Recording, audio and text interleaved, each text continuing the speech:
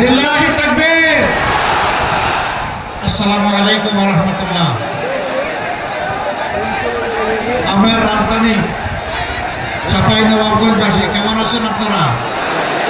ভাই বোনেরা সবাই ভালো আছেন? আলহামদুলিল্লাহি রাব্বিল আলামিন ওয়াসসালাতু ওয়াসসালামু আলা রাসূলিহিল কারীম ওয়া আলা আলিহি ওয়া সাহবিহি ওয়া আহলি বাইতি আজমাইন। আজকের এই নির্বাচনী জনসভার সম্মানিত সভাপতি, সভামঞ্চে বসা বাংলাদেশ জামাতে ইসলামী সহ 11 দলের এবং সর্বস্তরের ভাই ও বোনেরা, সাংবাদিক বন্ধুগণ, আচ্ছা আমি এখন কোথায় আসছি বলেন তো? এই জায়গার নাম কি? চাঁপাইনবাবগঞ্জ। চাঁপাইনবাবগঞ্জে প্রচুর পরিমাণ আম, লিচু, ফুল, তারপরে হয়তো পেয়ারাও উৎপন্ন হয়, তাই না? যে জায়গার মানুষ এত ফল উৎপাদন করে তারা কি ফল খায় না? ফলের রস যারা খায় তাদের মনটা খুব ভালো থাকে, নরম থাকে, উর্বর থাকে এবং মানুষগুলা খুব মিষ্টি মিষ্টি হয়। তারা কিন্তু মেহমান যখন কথা বলে তখন আর কোনো কথা বলে না, চুপ করে শুনতে থাকে। সামনে যদি মিডিয়া দাঁড়ায় তাকে বলে না যে বসেন বসেন, বরঞ্চ যারা পিছন থেকে বসেন বসেন বলতেছেন তারা বসে যান, এখন জাস্ট না। যারা বসতে এত সময় বলছেন যে বসেন, এরা বসে যান, এরা সব বসে যান, বসেন। আমি এখন দেখছি দাঁড়াই আছেন, বসেন, হ্যাঁ বসে যান, বসে যান, সবাই বসে যান, আর কথা বন্ধ করেন।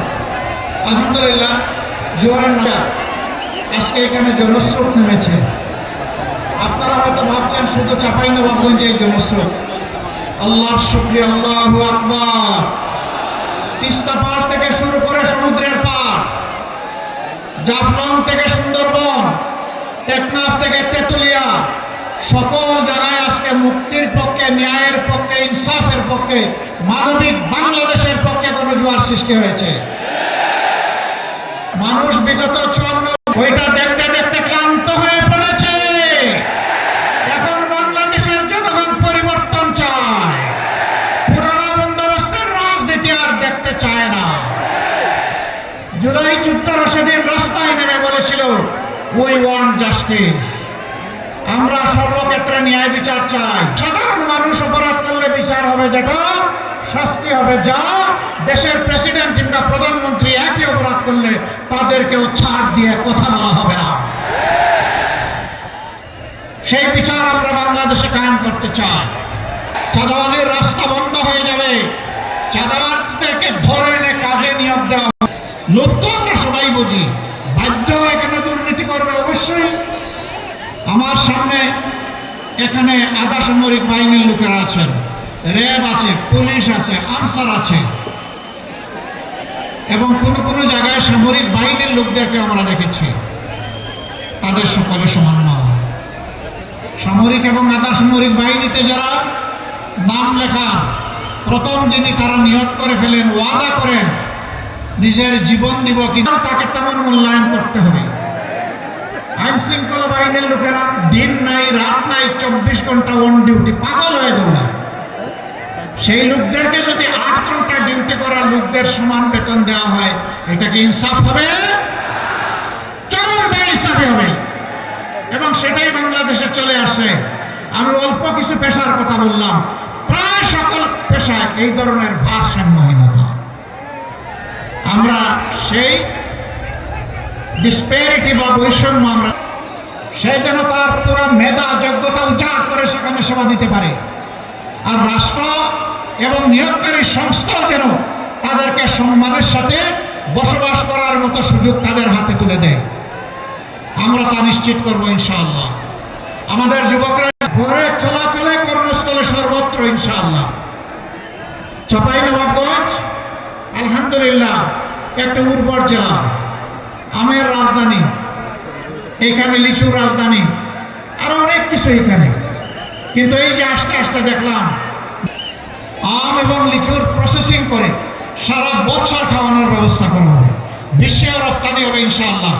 এইভাবে বাংলাদেশে এবং বিশ্বে আমরা চাঁপাইকে পৌঁছে দিতে চাই। আপনারা তৈরি আছেন ইনশাআল্লাহ? 12 তারিখ দুটি ভোট, কয়টা? একটা হচ্ছে পুরানা বন্দোবস্তকে লাল কার্ড, নূতন বন্দোবস্তকে আহলান সাহলান ওয়েলকাম হবে। হ্যাঁ, গণভোটে কি বলবো? হ্যাঁ মানে আজাদি, না মানে গোলামি। আজাদি না গোলামি, আজাদি না গোলামি। তাহলে প্রথম ভোট ইনশাআল্লাহ চাঁপাইবাসীর হ্যাঁ। দ্বিতীয় ভোটটি হচ্ছে ন্যায় এবং ইনসাফের পক্ষে, একটা বৈষম্য মুক্ত, দূরত্ব, নারীদের অপমান মুক্ত এবং আধিপত্যবাদ মুক্ত একটা বাংলাদেশ গড়ার জন্য মধ্যে আমাদেরকে সাহায্য করুন।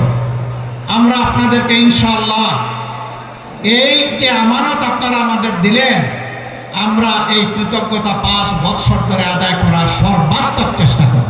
আপনাদের সাথে আলোচনা করে আপনাদের হাতে পৌঁছে দেওয়া হবে।